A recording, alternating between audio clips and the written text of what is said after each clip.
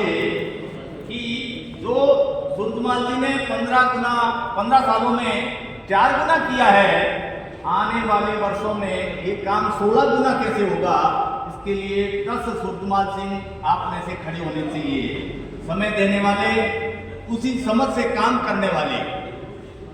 सूरजमल जी जब तक 10 सूरजमल सिंह तैयार नहीं करते हैं तब तक उनको विश्राम नहीं देंगे, लेकिन हमारी भी मोरल ड्यूटी बनती है कि सूरजमल जी जो काम बढ़ाएं वो काम हम तन्मयता से करें। 2013 में हमने गौशाला प्रबंधकों का एक 90 दिन का प्रशिक्षण वर्ग रखा था। ये विषय आप सबके लिए महत्वपूर्ण है। आज गौशाला संचालन में अनेक प्रकार की बातें शामिल होती है। योग्य मैनेजर नहीं है, योग्य कर्मचारी नहीं है, योग्य मजदूर नहीं है। जब तक ये सारे नहीं होते हैं तो सारी माथापच्ची है वो ट्रस्टी और मैनेजर और अध्यक्ष इनके गले में आती है। छोटे से छोटा काम है, गोदे ने तार तोड़ दिया तो जिम्मेवारी सीधी है वो अध्यक्ष पर आती है। गाय निकल गई, गाय भूखी है, पानी नहीं पहुंचा, यानी दिन भर की हेडेक के कारण गौशाला चलाना ये दुष्कर कार्य हो जाता है।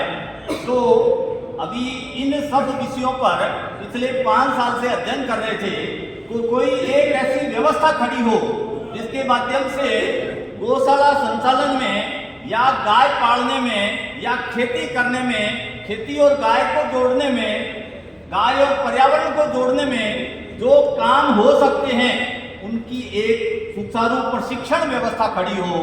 इसके लिए अभी 8 महीने से नव वैदिक ग्राम नाम से एक प्रशिक्षण व्यवस्था का स्थान है वो चिन्हित किया है बीकानेर से 12 किलोमीटर पर।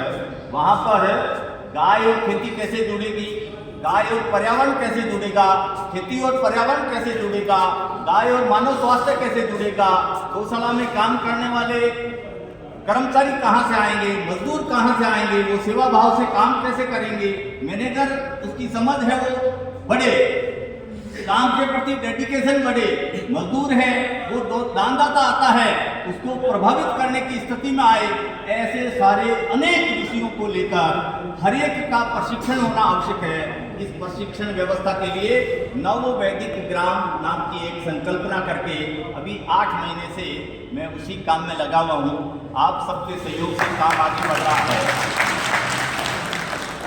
अभी नव वैदिक ग्राम लगभग 50 के करीब ऐसे प्रोडक्ट जो गाय के लिए उपयोगी है, मानव के लिए उपयोगी है, सबके लिए उपयोगी है, समाज के लिए उपयोगी है, स्वास्थ्य के लिए उपयोगी है, ऐसे प्रोडक्ट उन पर रिसर्च करना और रिसर्च के बाद उसको समाज में लॉन्च करना, ये काम है वो अभी हम कर रहे हैं।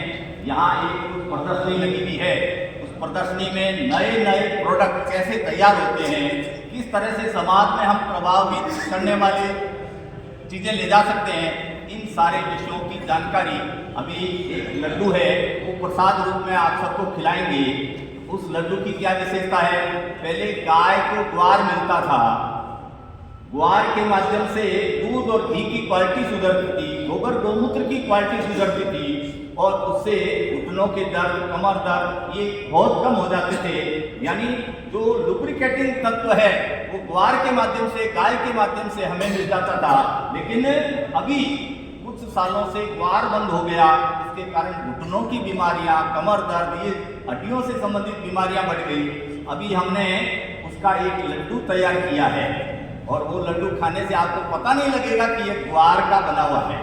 इस तरह की सारी चीज़ें आप सब भी बना सकते हैं, उनके भी प्रशिक्षण की व्यवस्था ये खड़ी कर रहे हैं। ऐसी छोटी छोटी बातें जिनके माध्यम से समाज में उत्पादकता हमारी बढ़े, उसके लिए सरकार भी प्रयास कर रही है कि इस तरह के स्वावलंबन के प्रयास हो, वो आधारित व्यवस्था खड़ी हो। अभी 9 तारीख को एक हस्तशिल्प मेला लग रहा है जोधपुर में। जोधपुर के हस्तशिल्प मेले में एक हम सब मिलकर काम करने वाले लोग हैं। वहाँ गौ संवर्धन आश्रम चलता है। पहली स्टॉल वो गौ संवर्धन आश्रम को गाय आधारित उद्यमिता के लिए अलॉट हुई है। हस्तशिल्प में लगभग